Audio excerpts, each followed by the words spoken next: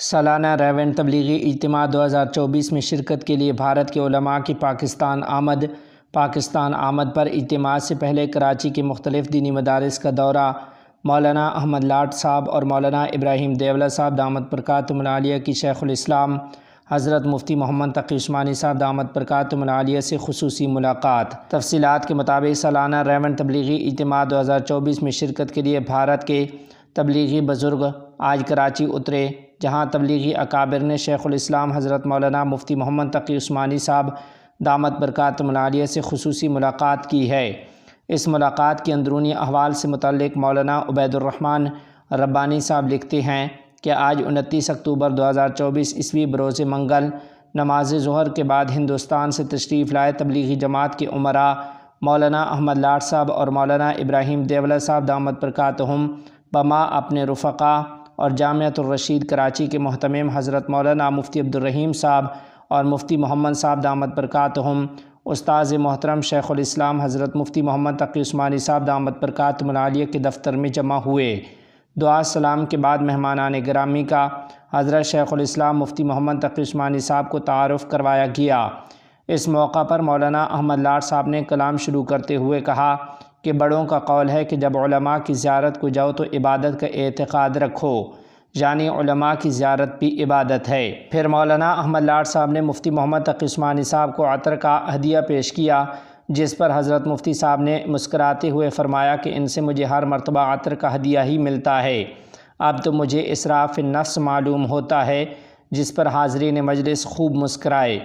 پھر مولانا احمد لاٹ صاحب دامت برکاتہم نے ایک سوال کیا کہ حضرت 2 سال کی پیشگی زکوٰۃ پر آپ کیا فرماتے ہیں؟ تو مولانا مفتی محمد تقی عثمانی صاحب نے فرمایا کہ ادا ہو جاتی ہے۔ اس پر مولانا احمد لاٹ صاحب نے جھٹ سے جیب سے عطر کا ایک ہدیہ اور نکال کر پیش کر دیا، جس پر مفتی محمد تقی عثمانی صاحب ہنسے اور فرمایا بھائی یہ بات تو زکوٰۃ کے بارے میں ہے اور یہ تو ہدیہ ہے۔ حضرات کے مابین ہونے والی اس دل لگی کو دیکھ کر حاضرین مجلس خوب محظوظ ہوئے۔ حضرت شیخ الاسلام مفتی محمد تقی عثمانی صاحب دامت برکاتہم نے دوران گفتگو تبلیغی جماعت کے اکابرین کو مخاطب کر کے فرمایا کہ آج کل مجھ پر کچھ غلبہ حال بھی ہے اور بہت بار محسوس بھی ہوتا ہے کہ غزہ اور فلسطین کے مسلمانوں پر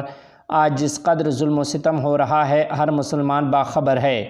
مفتی تقی عثمانی صاحب نے کہا کہ تبلیغی جماعت کے اتنے بڑے اجتماعات ہوتے ہیں جس میں دعا کے لیے ہزاروں لاکھوں لوگ جمع ہوتے ہیں، لیکن مجھے یہ بات انتہائی تکلیف دیتی ہے کہ ان اجتماعات اور ان کی دعاؤں میں فلسطین کے مجاہدین اور مظلوموں کے لیے نام لے کر دعا نہیں کی جاتی۔ یہ بات مجھے کھولتی ہے، کیا ان مظلوموں کے لیے کوئی اکرام نہیں اور کیا ان مجاہدین اور مظلومین کا ہم پر کوئی حق نہیں؟ مولانا عبید الرحمن ربانی راوی ہیں کہ حضرت مفتی تقی عثمانی صاحب نے تقریباً چھلکتی آنکھوں سے فرمایا کہ یہ میری درخواست ہے، مجھے اس پر کوئی جواب نہیں چاہیے۔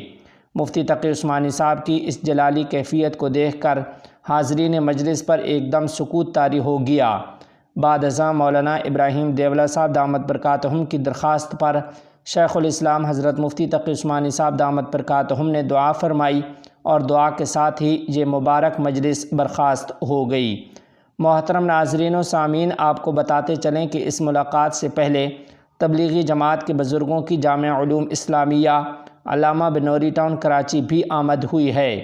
جامعہ علوم اسلامیہ علامہ بنوری ٹاؤن کراچی میں مدرسہ کے طلباء سے